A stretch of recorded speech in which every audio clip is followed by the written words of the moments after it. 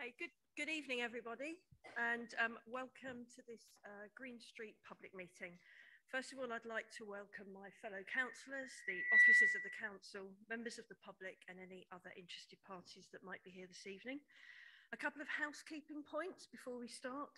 Just to point out the toilets, so the ladies are over this side, the gentlemen are over this side, and if we have an emergency, please follow the emergency exit signs that are signed green.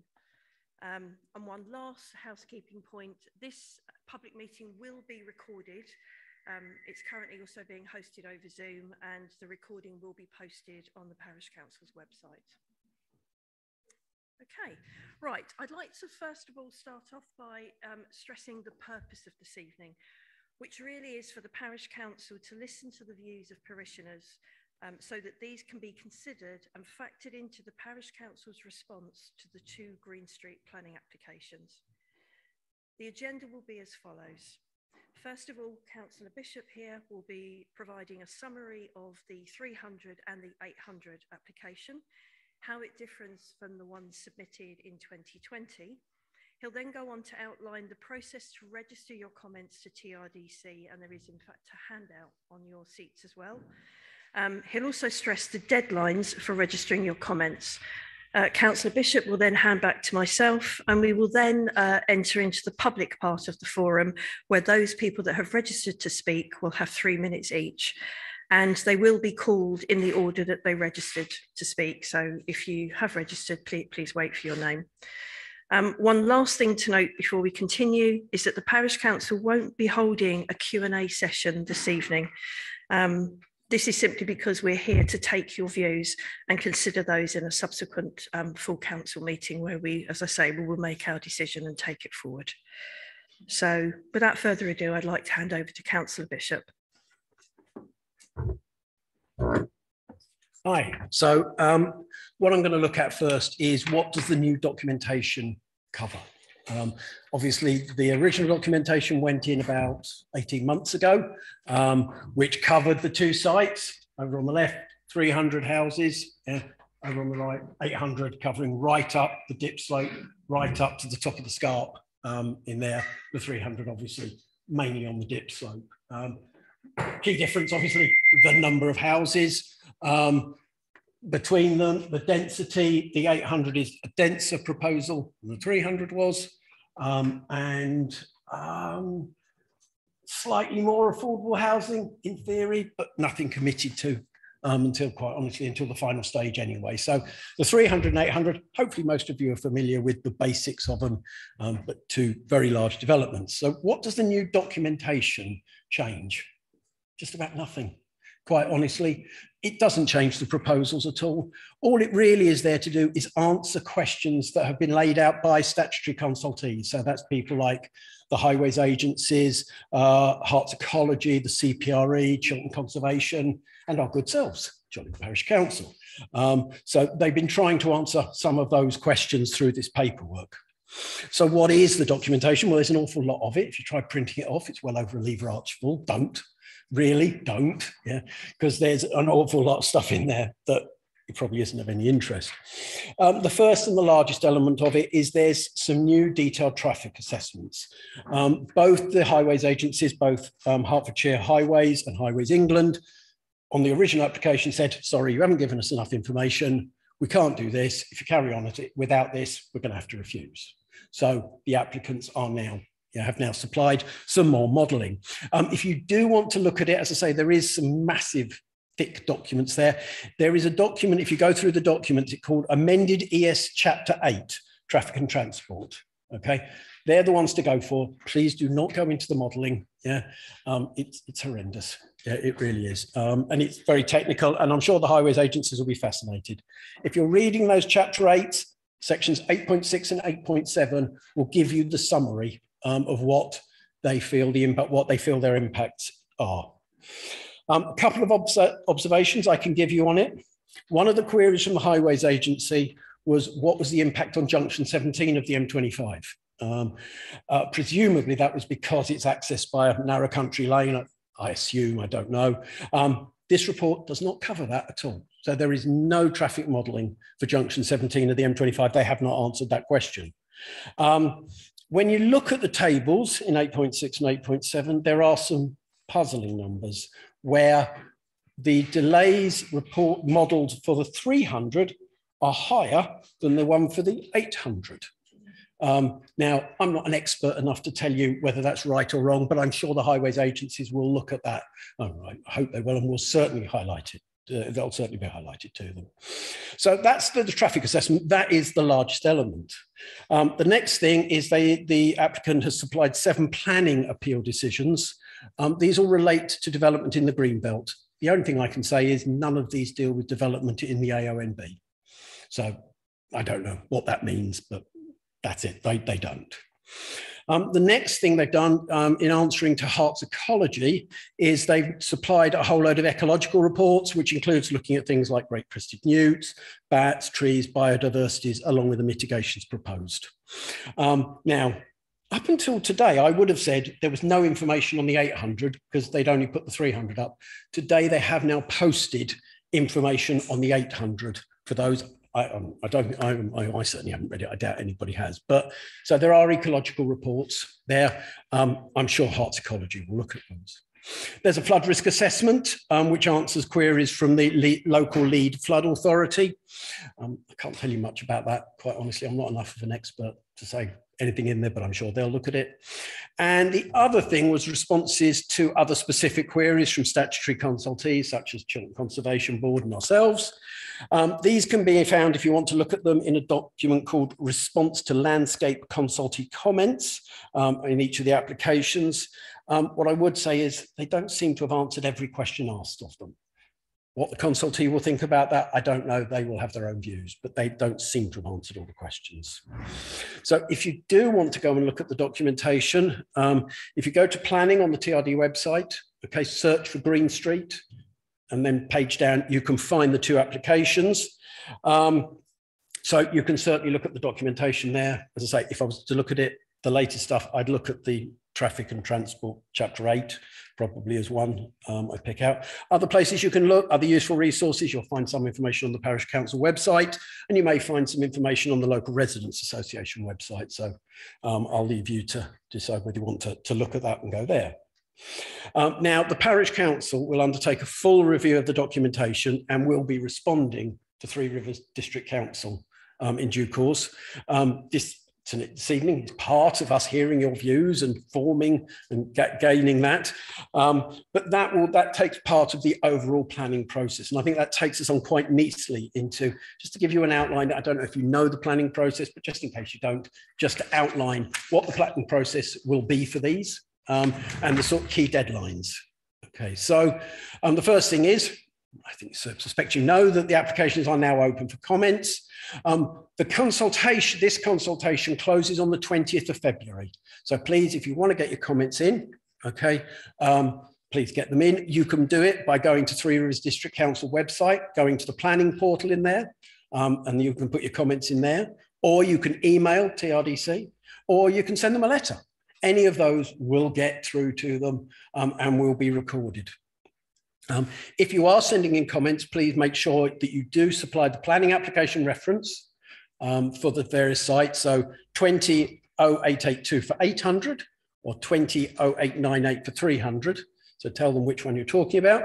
The site address, land east of Green Street, and your address. They need to know that to know you're a resident of the district. Okay, so that's that. Now, one thing I would say, if you are putting in comments and you already have put in comments, you don't have to repeat everything. Anything you've already said will be considered. If you want to make sure that the planning officers realise that my opinion hasn't changed, just drop them a line saying, my views of this date haven't changed. And I've spoken to the planning officers and they will tie the two together to make sure that they understand that. So it just saves them basically getting everything twice. So if you can do that, that will help the planning officers go through the information. So now we come to the Parish Council's process. Okay, so last week, the planning committee had some initial discussions about the application and the new information provided. Okay, that is part of what will go in. Tonight, we have this meeting where we're going to certainly hear from all the residents and get those views in and feed that in. That will then feed into an extraordinary meeting of the full parish council tomorrow night, which will decide what comments to make on the applications. In the previous consultation, the council raised a series of concerns over the applications and asked that they be considered by the full Three Rivers Planning Committee, not decided by a planning officer. Now, I have actually spoken to Three Rivers Planning Department, and from my understanding from that conversation is because of the scale of this application and because actually it's outside of the current local plan, this area is not set aside for development in the current local plan. This, whatever happens, this will be considered by the full planning committee at Three Rivers. Okay, so that is the advantage of that is it's a public meeting. So nothing's done behind closed doors. You can hear all the discussions, etc. You can turn up, hear the discussions. It is also, if there's one person who objects and one person who supports the application can speak to that meeting for 3 minutes. In addition, parish council will be able to speak at that meeting for 3 minutes, and also a district councillor will be able to speak. So there will be local representation heard by that committee, along with the analysis provided by the planning officer. According to the planning officers, because of the sheer scale of these, which are both of them are far larger than most things you see, there will be at least 2 meetings of the planning committee on these. The first will be, I don't know quite, I think it's called a preliminary meeting. Basically, it's an issues meeting.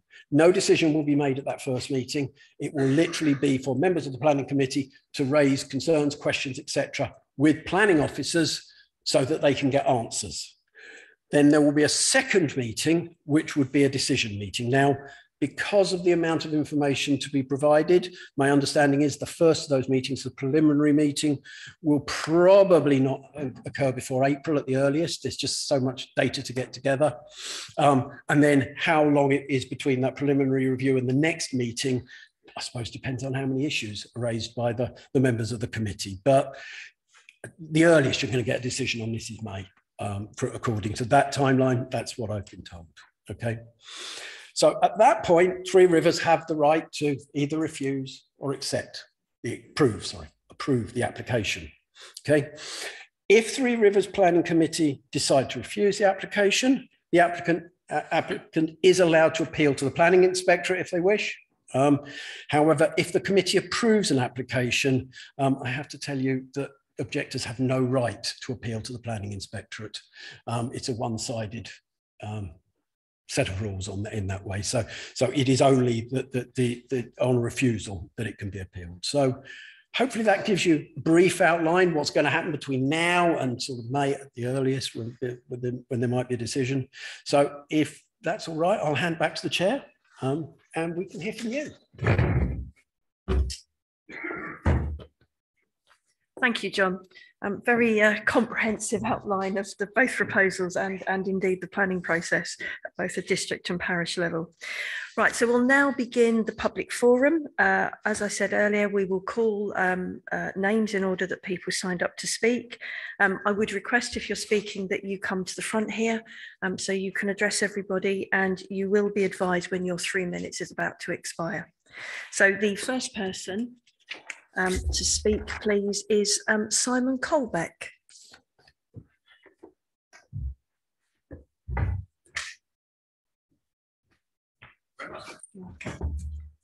Just in case I've got a frog in my throat.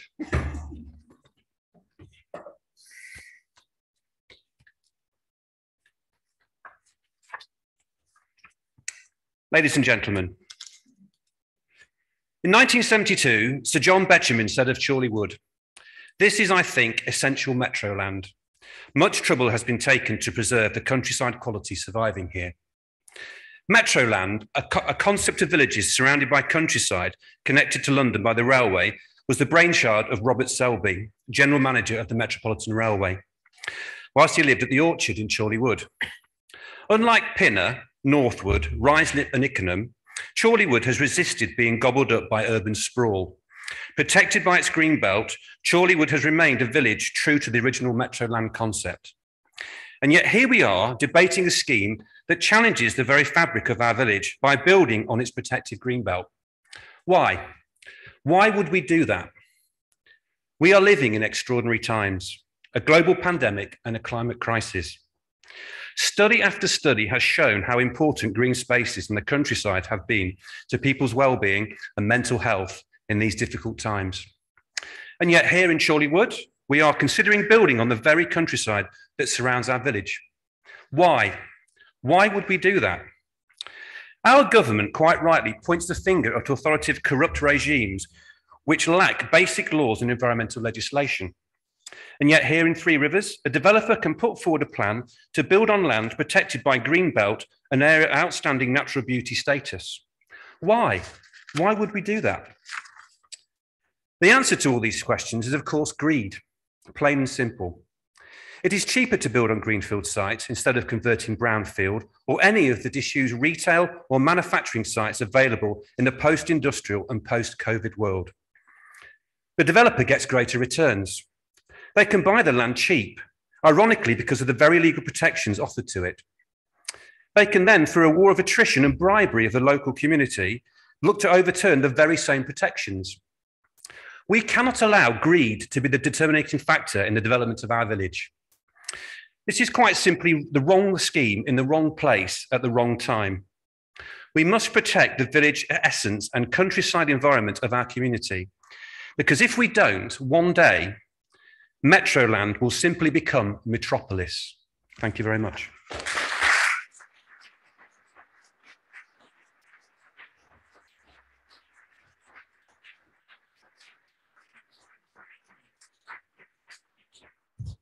Okay, our next speaker will be Philip Hearn.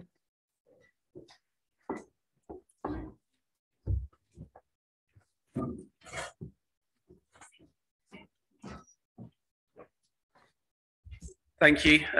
Very simple message from me really is that this site is not on the current local plan.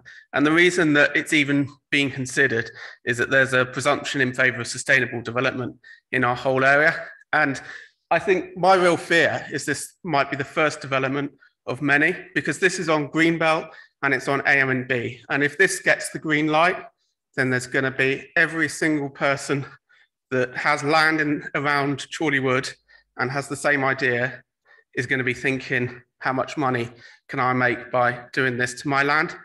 And my real fear is, I'm worried about this development, but this isn't actually what worries me. My worry is it's going to be one after another, after another, after another. And in 10, 15 years' time, our area as it is may be completely different than it is today. And it's not even providing infrastructure. It's one thing if it was a development and our whole area would be a metropolis, but we would have nice hospitals, nice doctors' surgeries, and a place to be a community. But it's not even doing that. I think it would just be absolute chaos if this gets the go-ahead, and then it will just be a rollover to more and more. Thank you.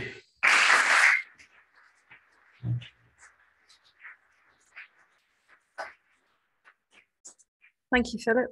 Our next speaker is Kieran Reid.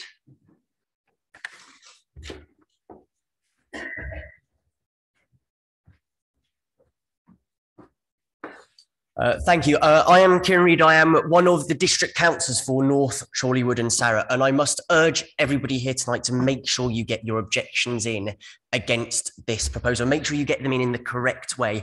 I have been, when I say inundated by emails about this issue already, it has genuinely taken up more space in my inbox than any other single issue since I got elected in May. But we must make sure that we submit these through that planning portal as well, because I cannot submit them on people's behalf. And there's no point sending information in and sending the genuine objections to what will be an horrific site that will destroy this village and then not actually make it to the people who need to receive these objections.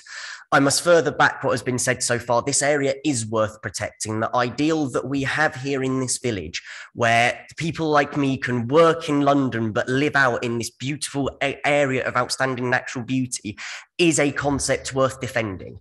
And this is one of the few places left where we have this. I must also back what was said by Philip Hearn, that actually this could be the thin end of the wedge. only last month did the district council propose to push that local plan back to 2025, which will leave us in this position where where developers can put in places like this all the way through until essentially the second half of this decade. Whilst I voted against that, it made it through the district council, and it's the position we're now in. If we don't stop this site, if we cannot rally ourselves together as a village, it won't just be Chorleywood at risk, but it will be literally every single village in this district, from Maple Cross up to Begmond, will be getting proposals like this. Because as mentioned by the first speaker, people are going to be driven by greed.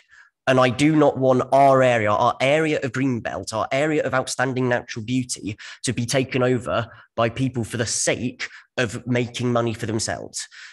It's about not turning this into a party political issue at the district council and showing that as a united village, despite the fact that the council for some absurd reason splits us in half on the boundaries, come together on this matter. And we must present a clear, united voice through that planning portal, that because of the damage it will do to our infrastructure, because of the strain it will put on our roads, because of the strain it will put on our way of life here, that we as a village say no. And we can only do that by working together and put it through the planning portal. And I urge you all to do that when you go home tonight.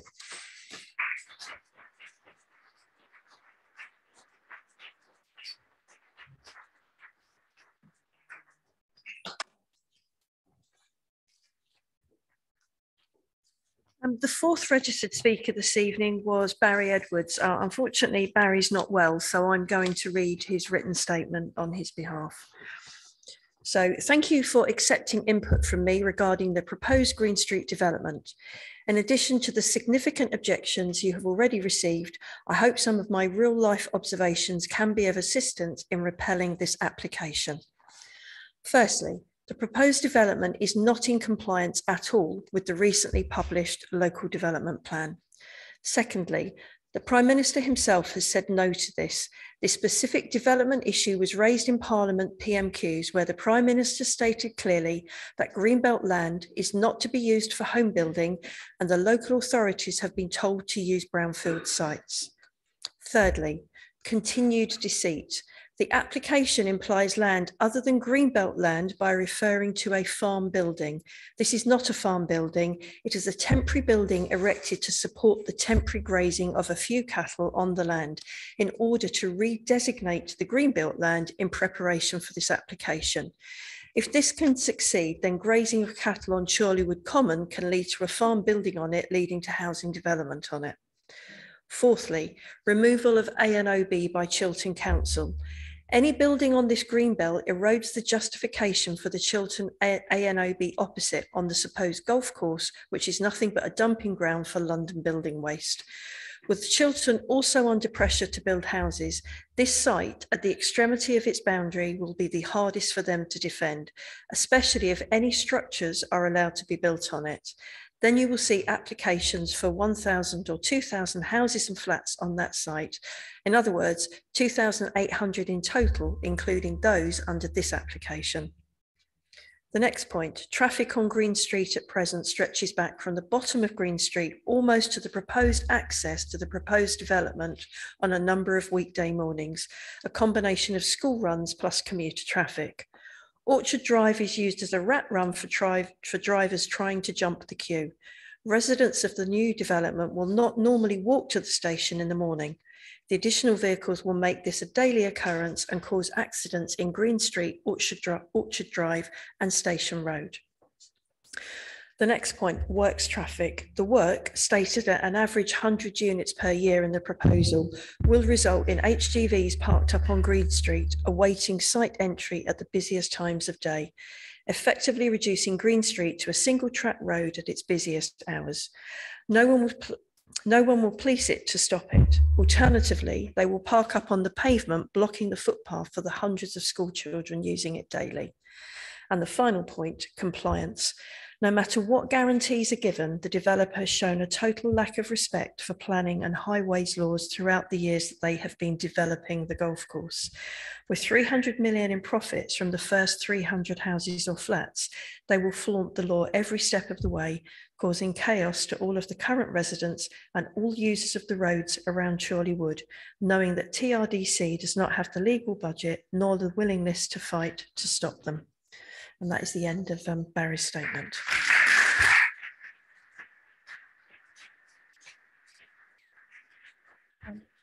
We're doing quite well for time, so if there's anybody that didn't register to speak but feels now inspired to do so and can contain their comments to 3 minutes, would you like to raise your hand? Okay, gentleman at the back there, if you'd like to come forward. Lady. Sorry, lady, sorry. I've got my reading glasses on, apologies. I've got them over.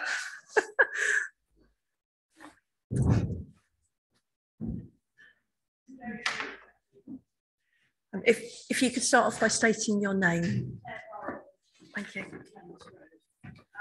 I've read a lot of the comments, brilliant, on the site about infrastructure. Could you use the mic? Thank you. About infrastructure and roadblocks, etc., that's going to happen if this is built, and the area of outstanding beauty, etc. But what people are not, where I've not seen mentioned, and the sewage as well, the sewage issue with the Chess Valley, and that's actually been on the news. So I come from Harrow, and we moved here because it was becoming more urban. Sorry, I took a while I got here quickly. And what you don't realise is that this beautifully landscaped area is not going to stay like that. It's going to be litter. Stuff's going to be dumped. People are going to let their dogs out, not on a lead, to poo. I was friends of West Harrow Park. Dogs used to just be let out from the houses and go. So nothing was picked up. More people, more crime. I really feel this is far, far too many people. It's 300 homes. Think how many people in each home, how many children wanting a school. I'm all for, I've mentioned things on the local plan where they can build, on brownfield site, but this is just far too many for our village. And it will just be, apart from the infrastructure, just be too much. Okay.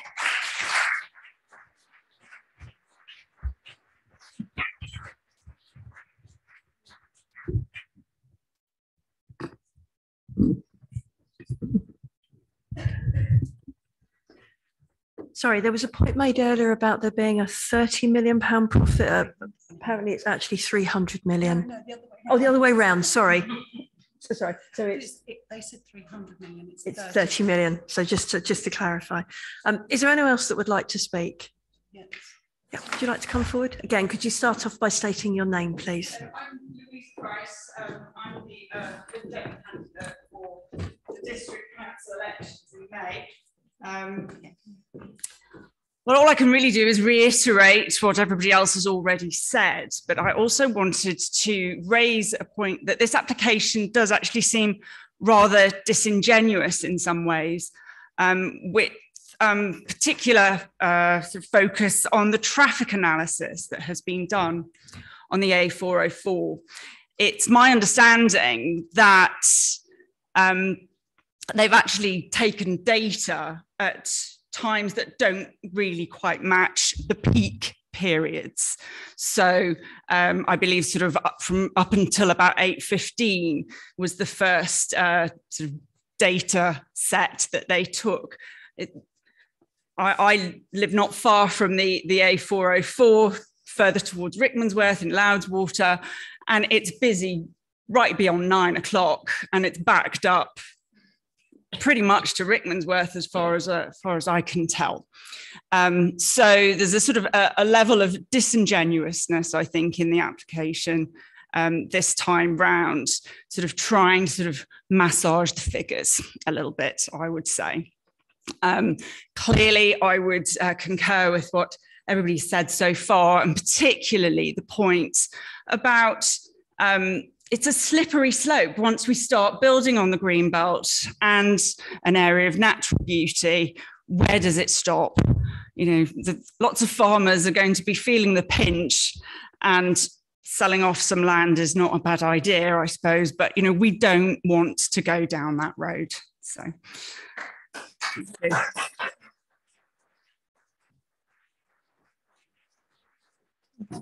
Anyone else who'd like to volunteer? Would you like to come forward? Again, please start off by stating your name when you get up here. Yes, I'll come desperately prepared with a pad and a piece of paper. Obviously, following on from what other people have said, I know you can't ask a question, but I'd be really intrigued to know whether Mr. Thomas Henry James has actually bothered to turn up this evening. He is the applicant, and he obviously cares that much about the area that he's put an application for 800 and 300 houses and hasn't even had the courtesy to turn up. What more can I say? I put in my original objection about there being the potential. Sorry, he's on Zoom, right? Okay, so he's sitting in Ealing watching it rather than to come here. Okay. So I put in my original application about the possibility of children getting killed. I heard earlier from Barry, who said about there being lorries parked along the road. I do think that if either of these developments go ahead, a child will get killed. Without a doubt, there are hundreds of children walking up and down that road every day, and a child will get killed either by a lorry or cars coming in if it were ever to be built.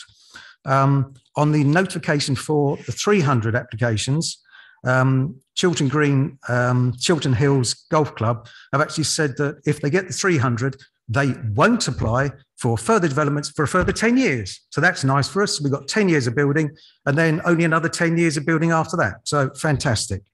I do think that the whole thing falls foul of the local plan, and I don't doubt for a moment the local councillors are very much aware of that. My very last point is that obviously they paid out an awful lot of money to have an awful lot of people do their various sort of assessments of what's going on. I would point out that those assessments have been paid for by the applicant, and the people doing the reports were obviously, one would hope, going to be fairly unbiased. But if somebody was paying me to produce a report, I would presume that they wanted it to be very much in their favour. We live on Green Street, and there have been, until they did the local drainage thing, there was loads and loads of occasions where water sat there, and regardless of what's said about the report said about what they're going to do about water, I do think that if you build as many houses as they're planning here, that the water will run to Green Street, we will end up flooding, and we'll be back to where we were. And that's it. Thank you very much.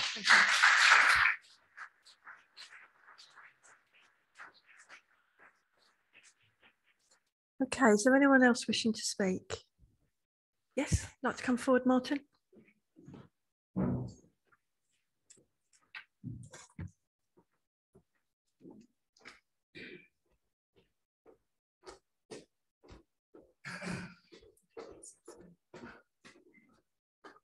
Thank you, Chairman. I've got to be quite careful what I say here because I'm a substitute member of the Planning Committee, and we're not allowed, members of the Planning Committee, to what we call predetermine an application. So I can't tell any of you people tonight that I'm support or don't support this application. What I've gone to a lot of trouble to, and I don't know of any of these people here, is to try and, I've got a mailing list set up with about 200 odd people on it who I'm trying to keep informed of progress and what's going on. People are joining by the day. And I think that's important. It has been mentioned by Kieran earlier and others that get your views in to Three Rivers.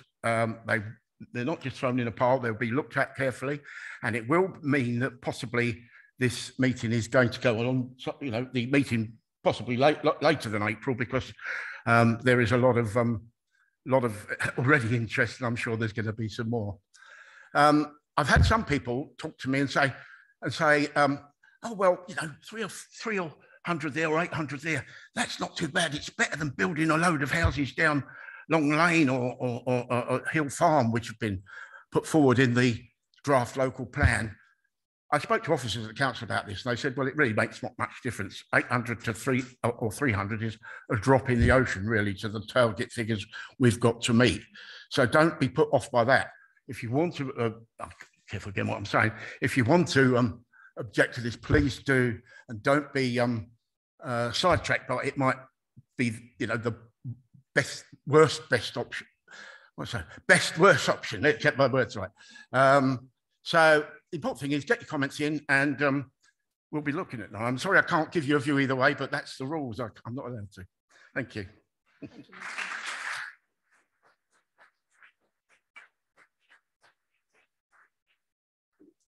Okay, any final speakers? Oh, would you like to come forward? Again, if you could state your name, please.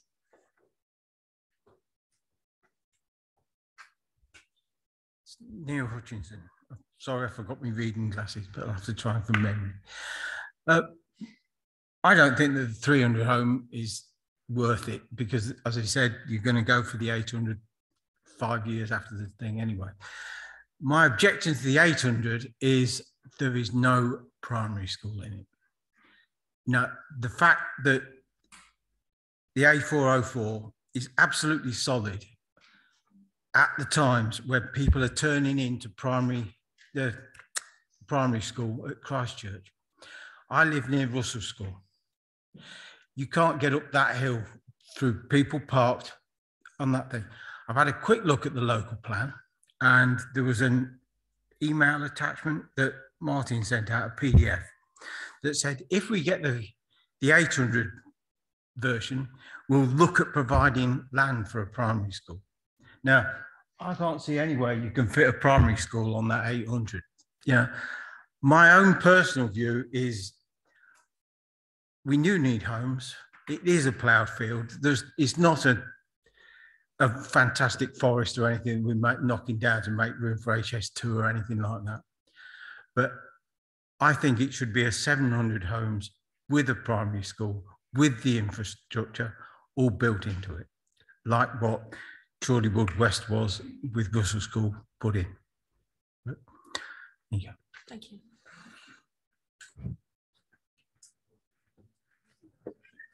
Okay, anyone else wishing to speak? Okay, well, in that case, I'd like to thank everybody for coming along this evening.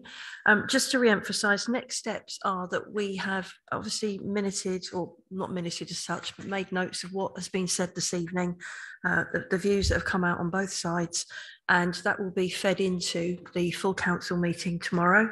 And the parish council will then submit its comments to TRDC in the next couple of weeks, or before the 20th, so not the next couple of weeks, before the 20th. Clearly, we would urge you to express your views to TRDC, whatever they are, again, by the 20th. And that's all, really. So thank you very much for coming along, and I wish you the rest of a pleasant evening. Thank you.